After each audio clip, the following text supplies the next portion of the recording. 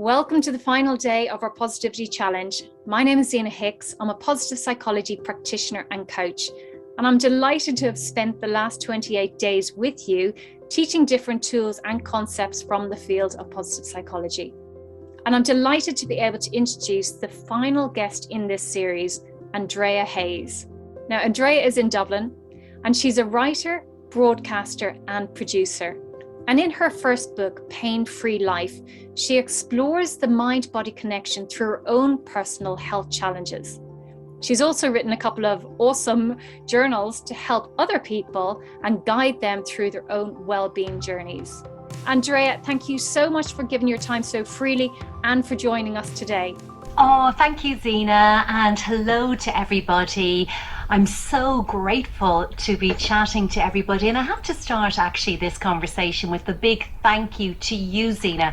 I've really enjoyed the whole month of positivity, and I think it's very important to have that attitude of gratitude and positivity as we go about our day-to-day lives. So I thought to myself, let's weave some positivity into the conversation, and I wanted to talk a little bit about some work I've been doing recently, and it's really added to my other work in writing my journals or my clinical hypnotherapy and all of the practitioner work I do, in fact. So I've recently studied nature-based solutions, particularly for practitioners. So I wanted to look at how we could integrate nature and that attitude of gratitude into our day-to-day lives. And I think for many of us now, we're beginning to understand just how important nature connection is, both for our physical wellness and for our mental health. So really trying to foster that nature connection.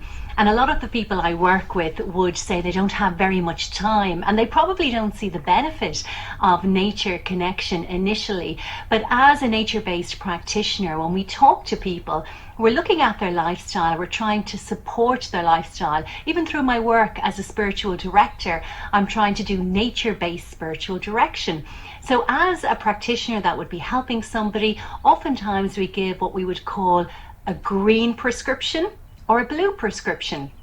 And quite simply, in ecotherapy, a green prescription is where you'd be advising somebody to spend some time intentionally in nature, surrounded by trees, maybe in the forest, surrounded by grass. And then of course the opposite to that is a blue prescription, where you might be inviting people to go to the sea, maybe spend some time looking at the sky, something we heard about a couple of weeks back, which I really enjoyed, that input on sky ecology. So this is a really growing area of psychology, and I wanted to expand that out a little bit today and talk to you about how you might bring the practice of nature connection into your day-to-day lives.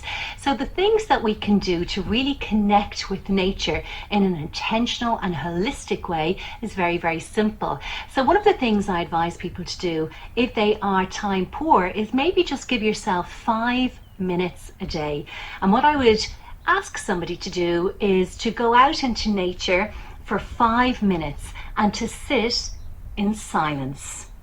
And in that silent space, we'd ask them to do a bit of sound ecology. And in sound ecology, we're asking them to really tune in to the natural soundscape of the world around them. So oftentimes, even if they're in a busy city, they might say, there's no nature where I live. We're asking them to be quiet, to be present, to drop out of the headspace, into that heart space, really ground themselves in the present moment, settle into the silence and listen. And you might surprise yourself what you could hear. Often people report that they hear incredible bird song, particularly if they do it early in the morning. Some people have been quite moved by even the sound of the rain. Oftentimes we just go so busily through our lives that these little things, we forget to tune into them. And that's where the gratitude comes in. You can really find that you are so grateful for that experience then. So even just 5 minutes connecting with nature in a very intentional way can have huge benefits. So that's a little bit of sound ecology, where we're just using one sense and we're tuning into nature. Now, if some of the people I'm talking to have a longer time, we ask them to do something we call sit, spot, practice. So in this practice, you find a space in nature your sacred space, and you go with intention and gratitude in your heart every day, and you sit there for 30 minutes. So during this 30 minutes, you are dropping into your heart space, grounding yourself into the present moment, very similar to what we did in the first 5 minutes. But I invite people to go through all of their senses and do a sense check, and maybe spend 5 minutes on the hearing. You could spend 5 minutes on what you see. And I just ask people to notice where their attention is drawn. And in that half an hour, sitting in silence and really just allowing the experience of being in nature to wash over them, it can be a really cathartic experience. And people often report that they feel energized after it. Now, for me personally, because I have a history of journaling and because I've written 2 journals, I love to do a nature journal after my sit spot practice. And during that nature journal, I might be writing about something that came to mind, or I might write about something I was alerted to as I was sitting there. Now, oftentimes if people have a little bit more time and they want to expand out their nature connectedness, I invite them to spend maybe 3 or 4 hours in nature. And what I invite them to do is to creatively get involved with nature. So everybody always says to me, oh, I'm not creative, I don't like art. And I say, just go with that intention in your heart that you're going to awaken your inner artist, awaken your inner child even, have fun out in nature.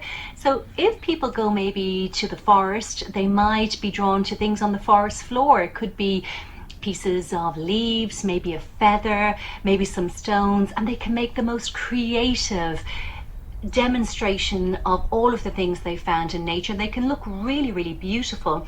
Other people report that they might have a desire to write a poem or a song. Some people sit there and will just sketch a picture from nature.